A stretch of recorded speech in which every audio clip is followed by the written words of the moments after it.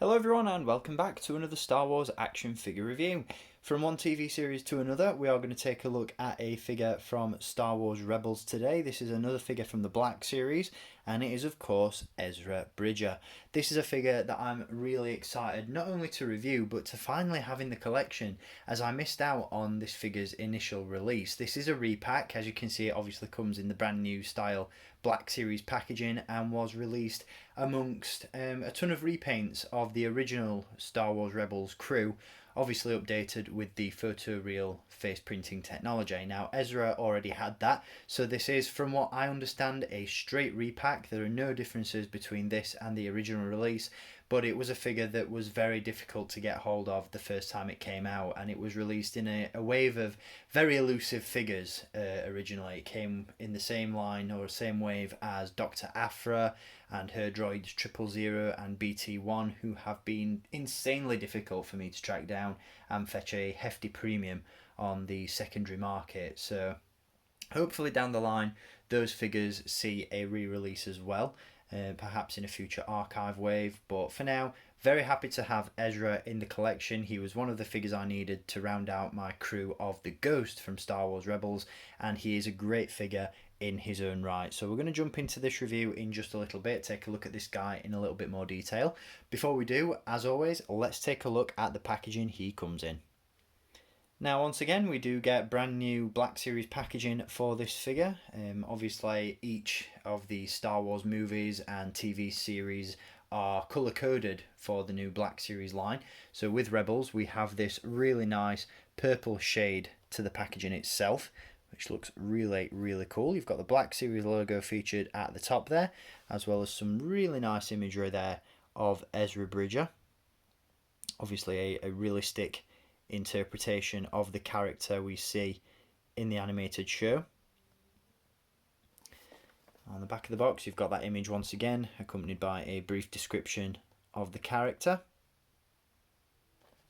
And as I mentioned in my last review, these packages are now 100% recyclable, which is awesome. You can just slide out the plastic tray and then recycle your plastic and cardboard separately, which is awesome.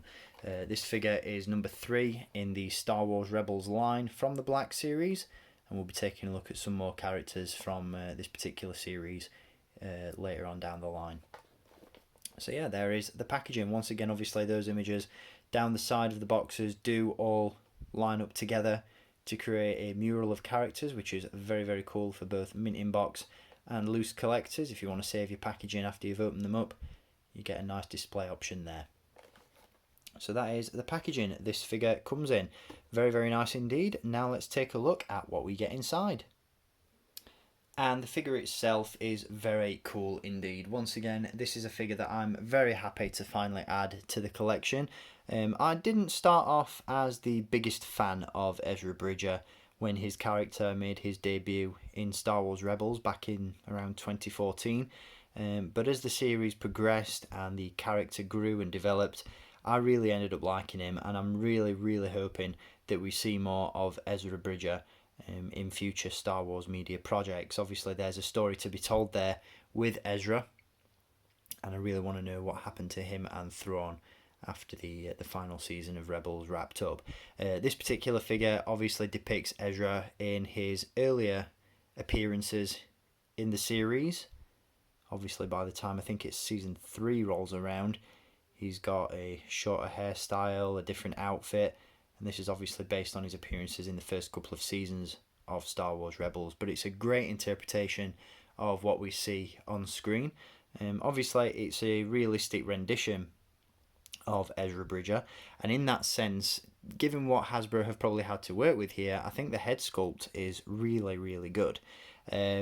Obviously photoreal indicates that these likenesses are based on realistic and lifelike portraits, but obviously being an animated CGI model, that would have been a little bit harder to capture with characters such as Ezra and obviously Kanan, Hera and Sabine, and amongst others from Rebels. But this is really good. It does have a slightly animated look to it, definitely in terms of the colour palette, but the likeness itself, you know, given again the fact that Ezra has yet to be played by a live action actor. This is really cool, and it definitely feels right at home amongst some of the other Black Series figures that utilise the photoreal face technology. So really, really impressed with that. Very, very nice indeed. I love the shade in the hair. That looks really, really cool.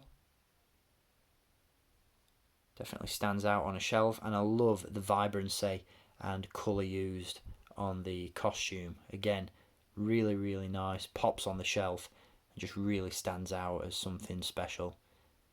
So I'm a big fan of this one. Now, in terms of accessories, he does come with a couple. As you can see, the first one he includes is his lightsaber blaster hybrid, which is a very, very cool weapon indeed. The blade is removable from the hilt, and as you can see, there's a loop on the bottom of the hilt which can be attached to Ezra's belt as well, which is very, very nice indeed. Obviously, you've got that sort of holster cum hook for the lightsaber, as it is a blaster as well, and you've got the barrel of sorts there on the side of the hilt. So that's really nice, and again, that blade can be removed, so you can use that as a blaster if you wish. Really cool, interesting weapon. And the second accessory that Ezra comes with is, of course, his stolen Imperial Cadet helmet, which is a really nice fit, as you can see there. And it is, of course, based on early Macquarie concept art for Star Wars. I believe this one was taken from the Imperial Snowtroopers, the concept art for those from the Empire Strikes Back.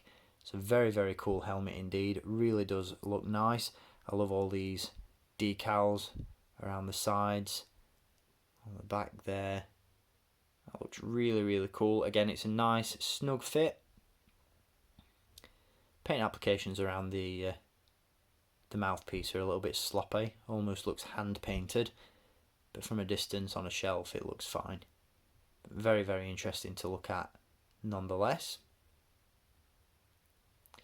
Once again, paint applications on the figure are decent. I love the palette that's been used on the costume. Again, really nice and bright.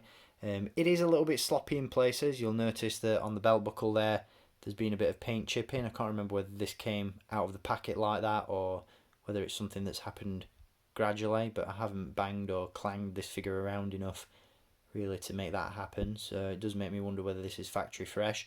There's also a little bit of sloppy paint around the hand. As you can see, the colour of the glove has bled into the skin tone on the hands.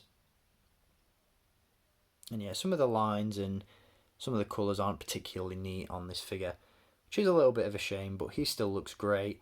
All the appropriate details are there. You've got that logo on the back of his jacket, which looks cool. Again, a little bit sloppy,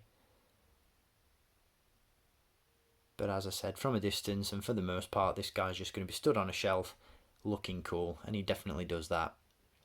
Now, in terms of articulation, this figure is packed to the brim.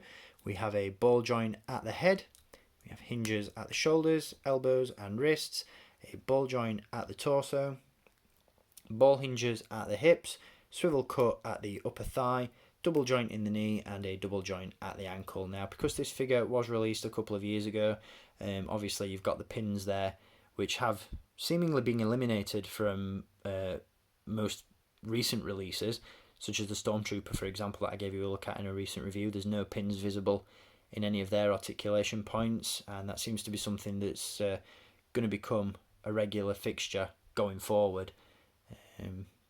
But it's nothing too major with this guy. It stands out, or doesn't stand out, should I say, too much.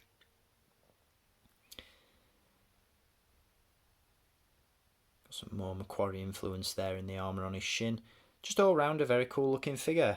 Obviously Ezra has become a crucial character in the Star Wars universe, so it's finally nice to have a figure of him in the Black Series 6-inch line. Obviously, again, an earlier release, but a necessary repack for the Black Series for those who didn't get him the first time round. So I'm very happy to have this figure in the collection, and if you're a big fan of Star Wars Rebels, I'd recommend picking this one up for yourself as well. So that's going to do it for this review on Ezra Bridger from the Black Series 6-inch line. Once again, a great figure, but not without its flaws. And if you want to pick this figure up for yourself, be sure to hit the link in the video description where you can do so.